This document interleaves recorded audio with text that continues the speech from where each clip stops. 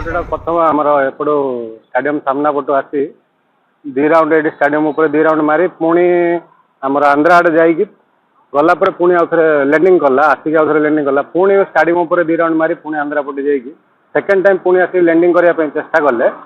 तो लैंडिंगटा हो पारानी कौन प्रोब्लेमटा कहीपरि कि आउ थे पुणी चेकअप करके आंध्रा पटे सेपटे पड़े केते तळକୁ ଆସିଥିଲା पाखापाखि पूरा माने स्टाडियम आमर ग्राउंड फ्लोर 1 फुट 2 फीट तलू पर्यंत माने ऑलमोस्ट लैंडिंग में पड़े आसला कौन प्रोब्लेम आम तो कहीपर पुणी आउ थे चेकअप करके रिटर्न आउ थे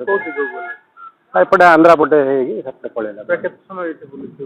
पाखापाखि फास्ट टाइम गोटे 5 मिनट्स होती सेकेंड टाइम भी 5-6 मिनट भितर बोधे लैंड करने चेष्टा कले कौन प्रोब्लेम तो कहीपर पुणी से चेकअप कर रिटर्न सेपटे पुणी थे पड़ेगा पिला माने ये संध्या टाइम तो खेला खेली कर खेलवाई पिला बोधे कौन तर प्रोब्लेम हो हाँ से भी पिला जो कौन असुविधा कौन है कहीपर कि 2 थर खंडे चेष्टा कले पुणी टेकअप करके सेम सेपटे आउ थे आंध्रा पटे पड़े।